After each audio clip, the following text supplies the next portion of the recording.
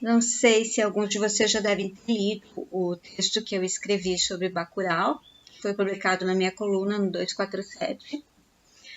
Mas, assim, depois que eu escrevi aquele texto, eu fiquei pensando quantas outras coisas importantes havia para ser dita sobre o filme.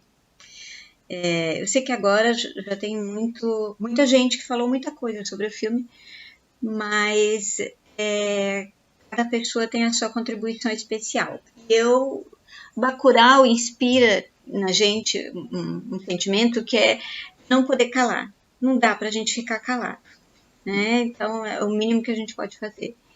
E aí eu resolvi fazer esse vídeo para colocar à disposição de vocês como complemento ao artigo que eu escrevi. Eu vou tratar do filme de duas formas, assim, como filme, vou falar um pouquinho mais deles como filme, e depois eu vou falar da questão que foi colocada por muitos. Bacurau é o Brasil? Eu já começo dizendo que a minha posição é que Bacurau não é o Brasil. Mas a questão precisa ser discutida. A questão vai nos levar a conhecer melhor muitas coisas, né? A conhecer melhor a nossa produção cinematográfica, no sentido de vê-la representada por Bacurau, e a conhecer melhor, a tentar entender melhor o nosso país. Então, essa questão é muito importante, a meu ver. Eu acho que é o que existe de mais importante sobre o filme. Mas ainda, começando então falando sobre o filme, né? O filme me impressionou demais pela sua ousadia narrativa. Por que uma ousadia narrativa? O Brasil tem uma história de cinematográfica muito rica. Nós já estamos com um início de uma indústria, né, nessa área, que eu espero que a situação política atual seja revertida a tempo de não haver danos mais graves nessa indústria que está surgindo, né? Porque, como diz no final de Bacurau, né, há muitos empregos sendo gerados por essa indústria. Sem falar na importância de criar um imaginário para nós, né? O que Hollywood fez pelos Estados Unidos. E por muito tempo, Hollywood convenceu o mundo inteiro que os Estados Unidos eram o país mais bem intencionado do mundo. Eles eram o mocinho, né, do mundo. Então, isso foi interferindo no imaginário de todas as culturas de todos os países. Que a indústria de cinema de Hollywood penetrou em praticamente todos os países. Então, a ousadia cinematográfica de Bacurau. E aí eu me lembrei de um filme que surpreendeu negativamente nesse sentido. Um filme dos Estados Unidos que se chamava Turistas. Vocês lembram desse filme? Ele foi considerado meio uma sequência de Albergue. Então, em Turistas, havia um grupo de turistas dos Estados Unidos que vinham fazer turismo nas praias tropicais do Brasil e que acabavam sendo mortos para servir a tráfico de órgãos. Nesse filme, Hollywood nos colocou a nós brasileiros como os vilões. Houve até, e eu compartilhei dessa suposição, dessa hipótese, houve até a hipótese de que o filme teria sido feito para frear o turismo no Brasil. Né? Então, no momento que você coloca aqui aquelas praias maravilhosas, aquela bebida caipirinha, né? As mulheres, porque o Brasil é associado ao turismo sexual, né? Que tudo isso pode parecer diversão, mas na verdade pode ser uma grande cilada que vai acabar com a sua vida, porque você vai ser morto para ser usado, os seus órgãos serão traficados. O filme Turistas fez isso conosco. No entanto, nenhum filme brasileiro havia tido a ousadia de colocar estadunidenses como vilões, como verdadeiros vilões, como vilões muito cruéis. Bacurau fez isso. Bacurau fez isso e E à medida que eu estava assistindo o filme, né, à medida que a história ia progredindo e a gente ia tomando consciência melhor de tudo que estava acontecendo ali, eu ficava, nossa, eu não acredito que eles tiveram coragem de fazer isso. Eles fizeram isso. E o que é mais impressionante é que ninguém tinha feito isso antes. Eu me lembre, né? Se alguém lembrar de algum filme ali para me corrigir, né? Algum filme brasileiro, por que é que nós não tínhamos feito isso antes? Nós precisávamos que alguém nos desse autorização. Não pediram autorização para fazer o filme Turistas e nos colocar como vilões. Então, essa ousadia foi sensacional. Essa ousadia foi sensacional. E essa ousadia, ela é interessante porque ela vem numa roupagem, ela vem numa estética. Kleber Mendonça Filho e Juliana Dornelles, eles têm completo domínio da estética. Kleber Mendonça Filho, antes de se iniciar como cineasta, ele foi um crítico reconhecido, né? Um crítico de boa reputação, digamos assim. E ele brinca com a estética do filme. Eles brincam com essa estética. Eles fazem, e quando eles brincam com essa estética, então quem gosta muito, quem é expert, né, em distinguir as estéticas dos cineastas, vai brincar assistindo o filme também, de identificar, isso vem daquele filme, esse estilo vem de tal diretor, né? Então, isso, eu acho que cada um também tem algo para contribuir nessa área. Esse estilo de pensar um pouquinho de cada diretor, né, essa brincadeira, lembra muito Tarantino, de cara, né? Porque Tarantino gosta muito de fazer isso nos seus filmes. E a violência também. A violência também lembra Tarantino. Então, aí a gente tem... os próprios diretores falam que é um certo western, né? Um faroeste ali, né? Que está acontecendo, um faroeste de aventura e ficção científica. Porque se passa no futuro, né? No início do filme, ele está dizendo alguns anos à frente. Não sabemos quantos. Então, isso essa brincadeira de pensar um pouquinho da estética de cada diretor é muito Tarantino. E quando eles fazem isso, e buscando também muitas fontes, não apenas dos Estados Unidos, mas muitos estilos diversos estadunidenses também, ali há uma espécie de, como eu estava conversando com uma amiga que também escreveu sobre o filme, uma espécie de antropofagismo, né? Então a gente vai pegar essa brincadeira que o Tarantino faz, mas vamos abrasileirar isso. O que talvez pudesse nos colocar, né, chamando de antropofagismo ou de carnavalização. Ou simplesmente uma releitura, né, uma adaptação ao Brasil.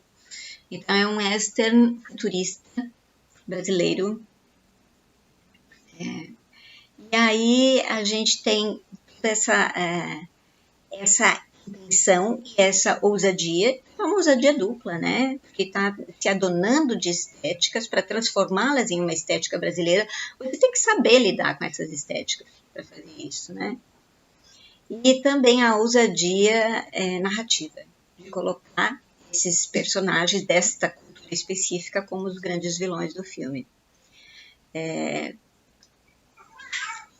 aí, o que eu observei com relação a essa grande brincadeira estética, para mim, que foi importante, a gata alma, tá? Conversando com vocês. O que foi importante para mim é que essa brincadeira estética não interferiu no envolvimento que o filme provoca em nós.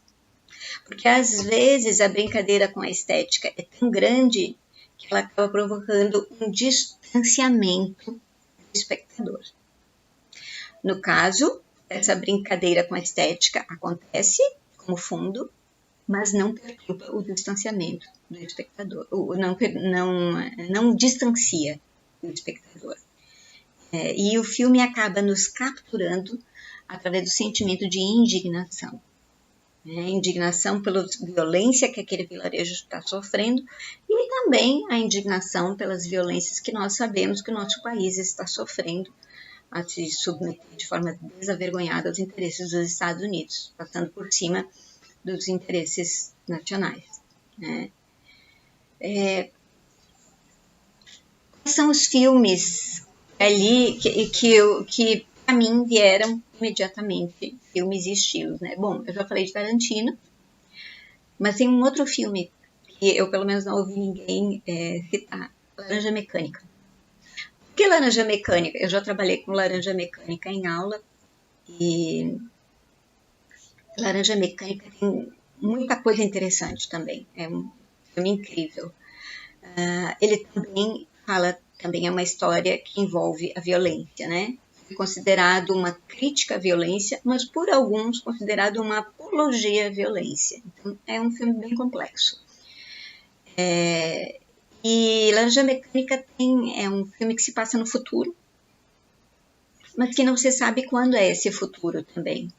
E esse futuro é caracterizado de uma forma muito parecida com Bacurau, porque a gente, percebendo os elementos, que nos mostram que isso está se passando no futuro, são elementos que mais do que remeter a um futuro, assim, grandes efeitos especiais, eles nos provocam estranhamento. Então, no início de Laranja Mecânica, ele é um filme estranho. Bacurau também é um filme estranho. É um filme estranho porque ele joga com isso, né? No começo ele vai colocando muitos pequenos mistérios, né? E vai colocando essas dicas de como é esse futuro e vão nos deixando surpresos e vão nos tirando do chão, né? Então a gente fica boa parte do filme pensando, espera aí, que futuro é esse? Exatamente quanto mudou desse vilarejo nordestino, né? Então, o estranhamento é um efeito muito forte que o filme procura provocar na gente, né? E com esses diversos pequenos mistérios, que leva ao problema de que do que é difícil falar sobre filme sem dar spoilers. Então, Bacurau tem diversos pequenos mistérios, só que alguns deles vão sendo solucionados já no começo. Então, a gente tem esse início, que diversas coisas nos provocam estranhamento, inclusive o comportamento dos personagens, que a gente não consegue explicar. Depois, a gente vai tendo esses pequenos mistérios sendo resolvidos para dar espaço a gente entender qual é o grande mistério e qual é o grande problema do que acontece no filme, né? Então, muita gente se aventurou a falar do filme porque ficou muito entusiasmado, mas acabou dando spoilers, né? Então, quando eu fui assistir, eu tinha ouvido só 2 pessoas falarem. Essas 2 pessoas, por sorte, não tinham dito quase nada do que acontecia. Então, eu tive a oportunidade de, na sala de cinema, passar por todos os pequenos mistérios para chegar até o grande mistério. A sinopse oferecida pelos diretores que aparecia no jornal dizia que iniciava com o velório, né, o enterro de uma senhora, uma matriarca do local, a dona Constantina, e que muitas coisas estranhas começavam a acontecer ali até que o vilarejo descobriu que estava sob ataque. É isso. Então essa foi a sinopse que supostamente que não deveria dar spoilers. Mas já fala no ataque, né? Então, Laranja Mecânica, me lembrou muito Laranja Mecânica, porque Laranja Mecânica a gente vai ter um futuro caracterizado por quê? Uma mulher com o cabelo pintado de azul, uma senhora dentro da sua casa, né? Se eu não me engano tem um chão xadrez também na casa dela, uma coisa muito estranha, um luminoso na frente de uma casa, com o nome da casa, né? Coisas muito estranhas. As roupas do Alex e do seu bando, né? Que é bem diferentes, e aquela sacada muito legal, que é aquele bar em que inicia, né, que é um bar que eles estão bebendo, com estátuas de mulheres em posições provocativas, e em que eles tomam um leite, que a gente percebe pelo contexto, né, que é um leite com aditivo, eles falam, né, que é um leite plus, né? Esse leite, na verdade, é a bebida alcoólica, a droga. Então, isso muito legal. E tudo provocando estranhamento. Este Laranja Mecânica, este Bacurau. Outra coisa que...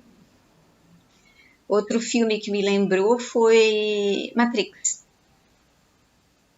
É, assim, um pouquinho bem sutil, né? Mas aí a gente vai ter pílulas usadas pelas pessoas que moram em Bacurau, que podem ser usadas tanto como a pílula vermelha como pela pílula azul do Matrix, né? Então, mas eu encaro até como um lance de humor, eu achei engraçado, né?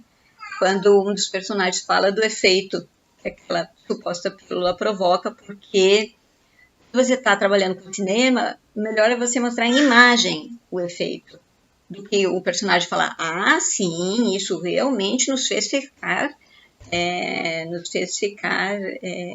alegres. Um exemplo.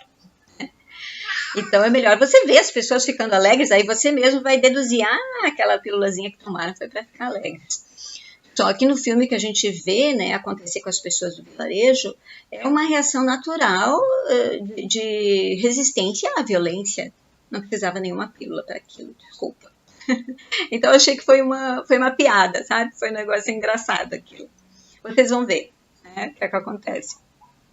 Bom, outro filme que me lembrou, ali lembrando a parte do cinema novo, né, embora tenha um momento Glauber, que é quando surge Lunga, né, me lembrou, e eu vi alguém comentando sobre isso, me lembrou Os Fuzis, que é uma situação que provoca indignação, né, mas eu precisaria ter assistido o filme mais de uma vez, eu só assisti uma vez.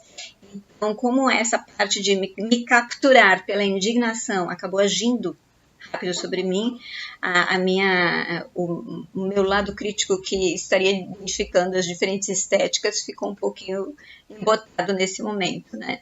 Seria bom assistir de novo. Vamos falar um pouquinho sobre os personagens, então, antes da gente falar dessa parte da narrativa ficcional, antes da gente entrar para a discussão de se Bacurau é Brasil ou não. Os personagens. Muito se falou também já a respeito do filme de que há, na verdade, um sujeito coletivo, que é o vilarejo de Bacurau. Né? Então, a gente tem alguns personagens que se destacam, vou falar aqui, mas não é um filme normal, em que você tem três protagonistas. Inclusive, no começo, quem a gente acha que vai ser protagonista não é, né? Então, tem essa jogada também daquele estranhamento inicial, que exige da gente que a gente fique tentando sondar, como quando você está na água, quando você entra no mar e você está sondando onde é que dá pé. Então, quando a gente está começando a assistir Bacurau, a gente está tentando descobrir onde é que vai dar pé, quer dizer, qual é a terra por baixo, né, toda essa água móvel. E aí eu falei na água. Então, a água é importante, né, é um vilarejo que seria localizado no oeste de Pernambuco, e os próprios diretores sugerem, né, rindo numa entrevista, que oeste é uma palavra que já desperta, né, já sugere algumas ideias, né, que é a questão do faroeste, né. Então, como esse futuro é um futuro que a gente pode chamar de distópico, que eu até usei no título do artigo que eu escrevi, ele vai exacerbar alguns problemas do Brasil atual, né? Um deles, que é um que a gente já sabe, né, que ficaram muitos anos dizendo que a seca no Nordeste, né, é um problema, que precisava de grandes projetos, né, para alterar isso e tal, mas já existem muitos textos explicando que não é um problema de seca, é um problema de cerca. Então, se quem é poderoso, quem tem dinheiro, compra as terras aonde tem água, essa pessoa cerca essas terras e não permite que os vilarejos próximos tenham acesso a ela. Então, a gente vai ver essa situação exacerbada e a gente vai ver a água que... eu sou uma gaúcha que mora no Nordeste, né? Então, a água aqui, quando começa a época das chuvas, é uma coisa quase espiritual, porque é muito bonito. Muito bonito você ver a terra, as plantas, né, ficando todas verdes. Então, a água tem esse papel espiritual muito forte, né, e daí que vem a expressão bonito para chover, que no sul não cola, né, mas que aqui quando começa a época das chuvas e vem aquelas nuvens e você vê que vai chover, chega a dar uma alegria já, né? Oh, tá bonito para chover, né? Então, a água, a água é um elemento importante no filme. Eu estava falando dos personagens e já saí para falar da água. Mas o personagem coletivo, né, que são as pessoas do vilarejo, e aí quais são os personagens que a gente pode destacar no filme como um todo?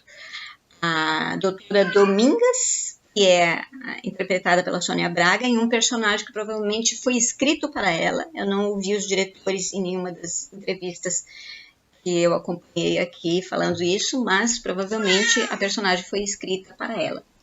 Então a gente tem a doutora Domingas, que é uma mulher muito forte. Aliás, existem mulheres fortes, né? É outra coisa interessante de Bacurau, que também não foi muito comentada. Existem homens também, né? Mas as mulheres, como a doutora Domingas, né, que se destaca, ela é muito forte, a gente vê que ela é uma sobrevivente e que ela criou uma própria ética, né, para lidar com a sua vida naquele vilarejo, com as dificuldades que existem e que passam a existir nesse momento de crise do qual o filme vai falar. Dá licença, por favor. Desculpa, acho que não está perturbando tanto, né? Então, a doutora Domingas, a crítica que eu tenho a fazer é que ela foi uma personagem criada com tanto carinho que ela acaba ficando quase sobre-humana, acima de todos que estão participando ali, né? Então, eu gostaria acho que ela teria ficado uma personagem mais interessante se ela tivesse tido mais momentos de instabilidade, né? Como ela teve no início, e que nos deixou até muito curiosos, né, para entender quem era essa personagem. Mas depois ela vira sobre-humana, assim, né, quase uma Mulher Maravilha. Mas, né, dentro do universo de Bacurau, a doutora Domingas cumpre o seu papel especial, né? E aí a gente tem também Lunga, ou a Lunga, né, que é como se fosse uma adaptação de um cangaceiro no futuro, né? Um cangaceiro, um lampião andrógeno. Né? Então, Lunga é muito forte e é um aspecto, assim, digamos que é uma força de reação à violência sofrida pelo vilarejo, sofrida pelo vilarejo e por toda a sociedade da época, porque a gente tem um flash na TV que vai nos dizer que no resto do Brasil e com certeza no resto do mundo, porque senão aqueles turistas não estariam lá, também a violência está sendo muito forte. Então Lunga incorpora essa força, né? Mauro Lopes, do 247, com a sua sensibilidade, falou algo que eu não tinha sacado quando eu vi o filme, que Lunga é muito parecido com Lula. Aí quando eles vão buscar Lunga está como se fosse numa torre alta, parece que é uma represa, alguma coisa que foi construída, que foi deixada em ruínas, e eles vão buscar Lunga e ele está lá, né, nessa torre, né?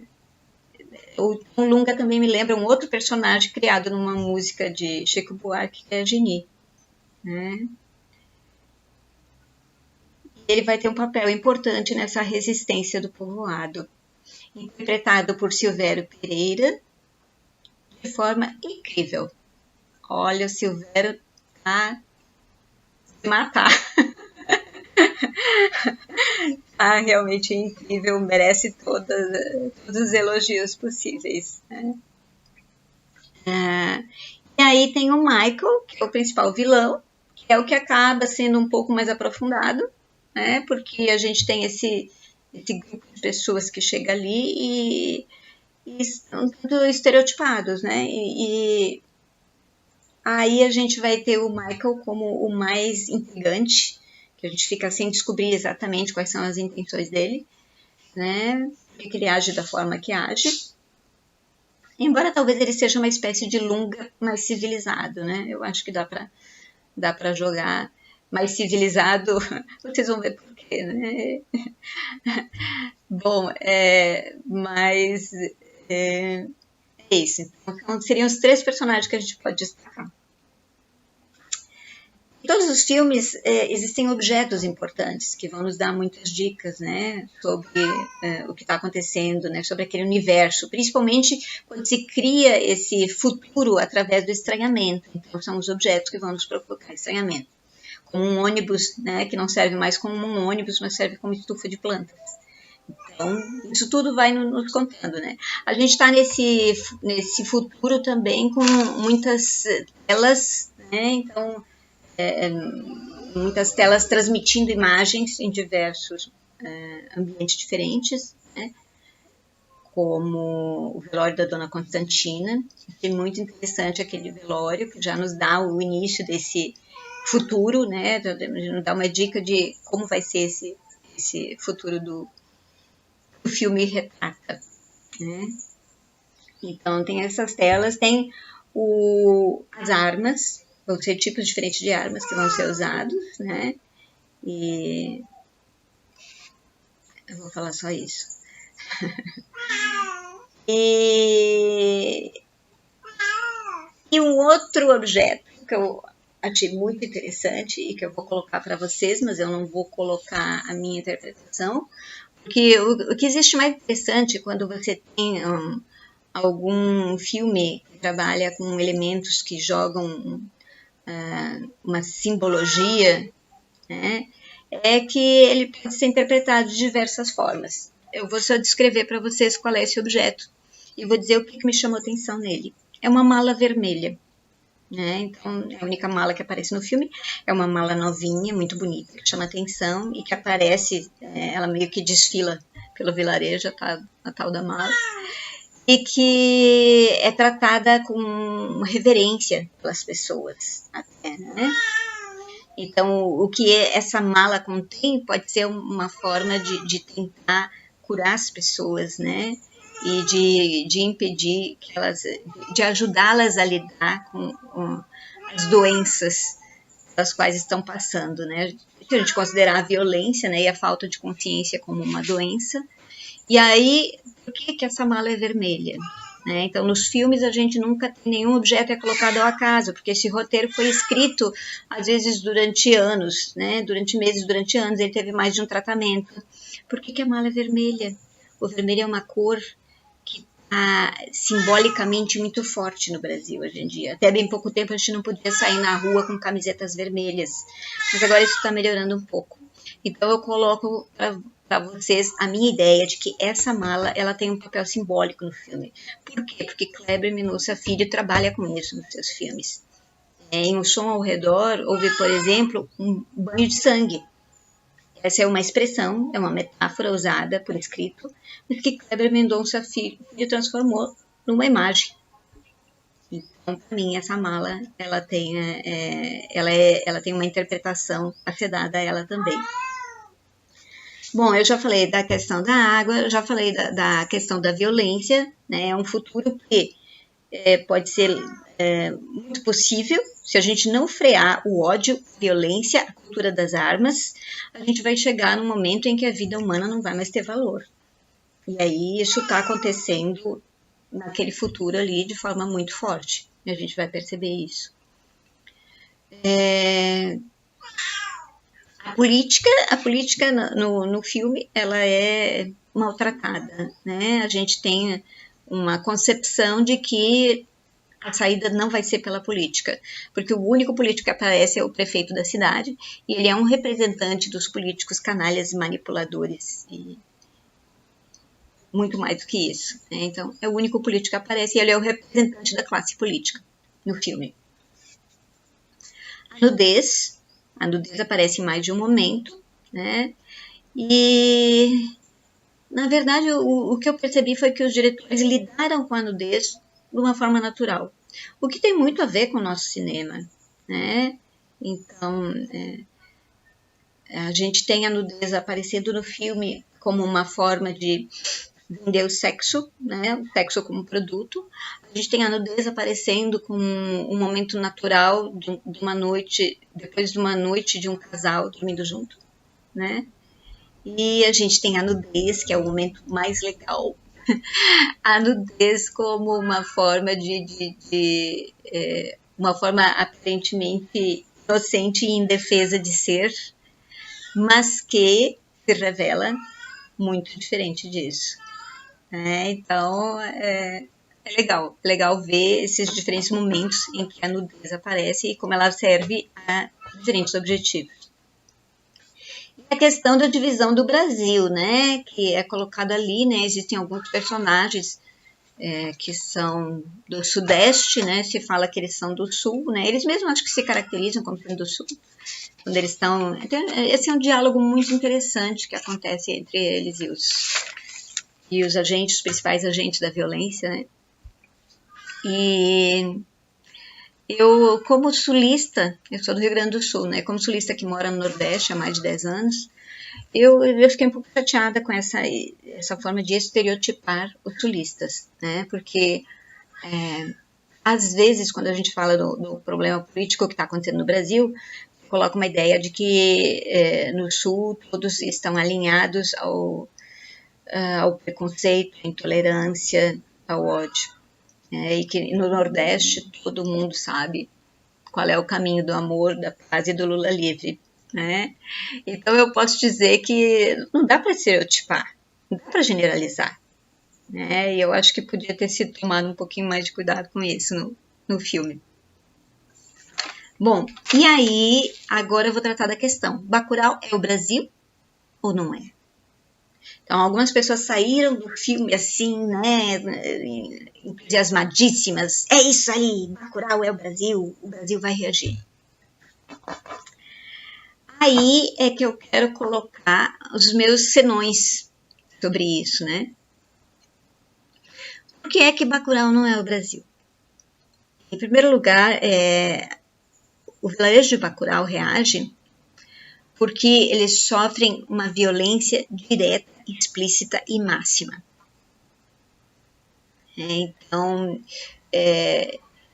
se você vê João dando um tiro em Maria, você viu isso. Você pode se revoltar. Se você é amigo da Maria, se você é parente da Maria, se você acha que a situação foi justa, você pode se revoltar. Agora, se você só vê isso através de notícias, e se o motivo desse tiro e dessa morte é dissimulado através dessas notícias cotidianamente. Então, a gente tem um problema aqui que a nossa grande mídia, parece que não é só do Brasil, é do mundo, né? Em diversos outros países acontece isso. A grande mídia está de tal forma alinhada com os interesses de alguns grupos que ela acaba deixando de cumprir a sua missão de informar. Na verdade, ela criou uma grande massa desinformada que foi o terreno fértil para as fake news, que aí, além de serem muito mais do que serem notícias com um viés equivocado, né, ou até manipuladas, são mentiras criadas explicitamente para vingarem nesse terreno fértil. Então, nesse sentido, Bacurau não é o Brasil. E essa é uma grande dificuldade que a gente tem, explicar para os brasileiros o que está acontecendo.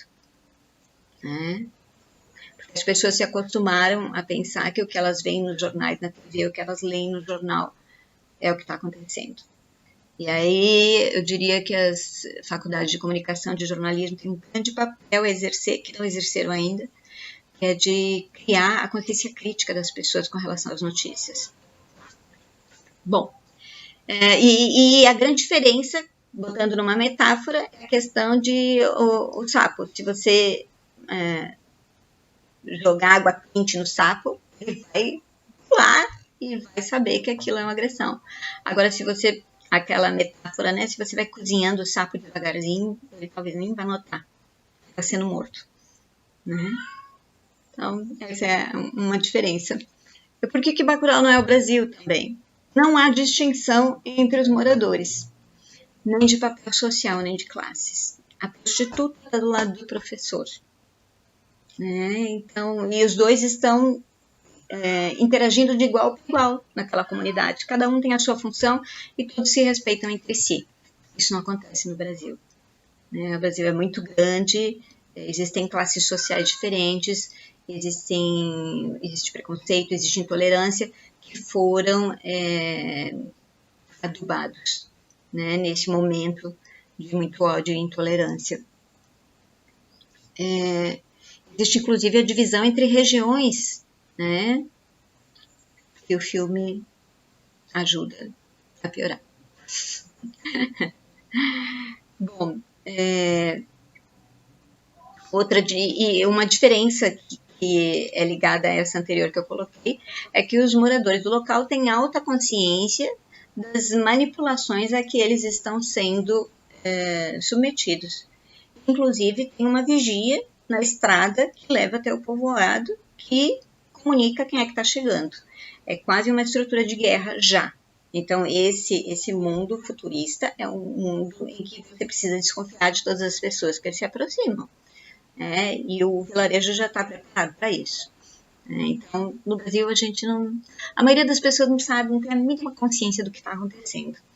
Então, essa é uma grande luta, informar as pessoas, fazer com que elas descubram, com que elas criem esse senso crítico, essa desconfiança saudável.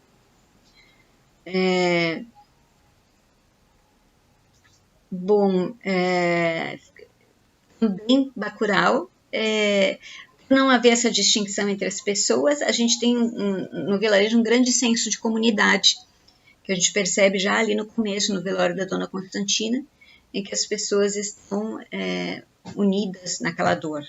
Então, essa solidariedade, essa unidade é algo específico desse pequeno universo, né? Um vilarejo. Muito difícil fazer isso a nível de um país e de um país tão grande quanto o Brasil, né? A gente teria que ter uma grande mídia trabalhando de forma positiva para unir as pessoas dessa forma.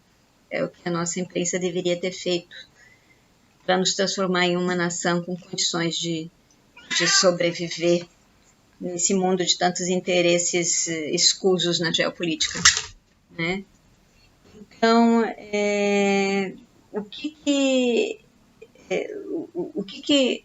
qual é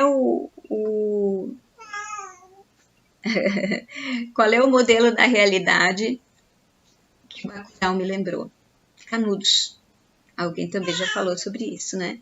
Então, Bacurau lembra Canudos, porque o que aconteceu em Canudos? Canudos foi um vilarejo que se criou, né, sob a tutela do conselheiro, e que, sob a tutela do conselheiro, essas pessoas aprenderam a administrar e a evoluir até economicamente, porque o que acontecia? Havia uma ausência do Estado. O Estado não dava suporte para aquele vilarejo. E foi o conselheiro que começou a ajudar as pessoas a se organizarem, né? E quando a República descobre, né, que Canudos está crescendo dessa forma, por alguns problemas, né, eles alegam que Canudos não reconheceu a República, mas havia outros interesses também por trás disso. Então, Canudos é dizimado, né? São 3 expedições, né, de militares, até que matam todas as pessoas do vilarejo de Canudos. Aí, pensando em Canudos, pensando que Canudos existiu por causa da ausência do Estado, e que as favelas também são lugares onde a ausência do Estado vai criando uma estrutura própria, vai criando um outro poder, como os traficantes e as milícias. Eu me lembrei que era preciso recordar da onde vem o termo favela. Favela era o nome de uma das plantas, de uma planta que crescia em um dos morros ao redor de Canudos. Foi daí que surgiu o nome favela. O que se encontra, né, de relato histórico sobre isso é que alguns dos militares que participaram da última expedição a Canudos, para quem foram prometidos mundos e fundos para participarem dessa expedição, quando eles voltaram ao Rio de Janeiro, eles deixaram de receber os soldos. E aí eles foram morar em um morro e deram o nome a esse morro de favela, porque era a planta que crescia em Canudos. Então, quando eu fui revisitar, né, me lembrar direito da origem desse conceito de favela, eu descobri essa história, né, dos militares que participaram do massacre em Canudos, e descobri com tristeza que é mais uma história em que brasileiros mataram brasileiros sendo enganados. Se submeteram a matar pessoas inocentes, mas que resistiram bravamente, né? Canudos foi uma história de bravura, né? E era isso, tudo que eu tinha para falar para vocês sobre o Bacurau ainda, né? Acredito que ainda vai ter muito mais para ser dito. Eu gostaria de assistir o filme uma segunda vez, mas acho que isso vai demorar um pouquinho. E acredito que não dei tantos spoilers assim, né? Pelo menos tomei cuidado, porque como professora de comunicação, sempre que eu falava dessa parte de cinema, eu colocava para os alunos: olha, se existe um inferno, uma coisa eu tenho certeza: quem conta o final dos filmes para os outros vai para o inferno. Então tomei muito cuidado com isso. E é isso. Eu estava ansiosa para falar tudo isso sobre Bacurau. Mas eu ainda não falei o mais importante, né? Porque é que, para mim, Bacurau é uma grande história de resistência. Quando eu escrevi o artigo, eu coloquei como Bacurau, a distopia manifesto, ou manifesto distopia, de um Brasil que resiste. Me sugeriram encurtar o título, para que ele coubesse em uma linha. Bacurau, um Brasil que resiste. Aí não ficaria claro que o Brasil que resiste, ao qual eu me referi no meu título, é o filme. E aí a gente tem o cinema brasileiro como grande fonte de resistência. Então, Bacurau ter surgido nesse momento é porque houve um amadurecimento, né? Então, essa coragem que surgiu, né? Essa ousadia narrativa, estética que surgiu, ela fez parte de todo o processo que veio antes. E aí tem outra coisa do filme que é importante a gente colocar, que é a importância da cultura no filme. Então, a gente vai ter as aulas, a gente vai acompanhar um pouquinho das aulas, o professor com as crianças, que é uma coisa muito linda, muito autêntica que está acontecendo ali. A gente vai ter o Museu de Bacurau, que antes da gente saber o que existe no Museu de Bacurau, a gente vai ouvir mais de uma vez os personagens dizendo: você precisa visitar o Museu de Bacurau. E a gente vai descobrir por quê. Porque, na verdade, a cultura é a nossa fonte de resistência. E ali vai ter um objeto que vai ser o símbolo dessa cultura como fonte de resistência. E também tem um trovador ou um repentista que faz uma trova, né, de forma muito irônica, ácida, né, e usa essa trova como uma espécie de arma contra o outro, o estranho, aquele que chega e que pode estar sendo um agente da violência. Então, a cultura como a nossa grande forma de defesa. E isso é muito importante, que a gente esteja valorizando a cultura em todos os momentos, em todas as atividades possíveis, porque é a cultura que vai nos fazer sair dessa situação. Um grande abraço a todos e quem não assistiu Bacurau, assista imediatamente.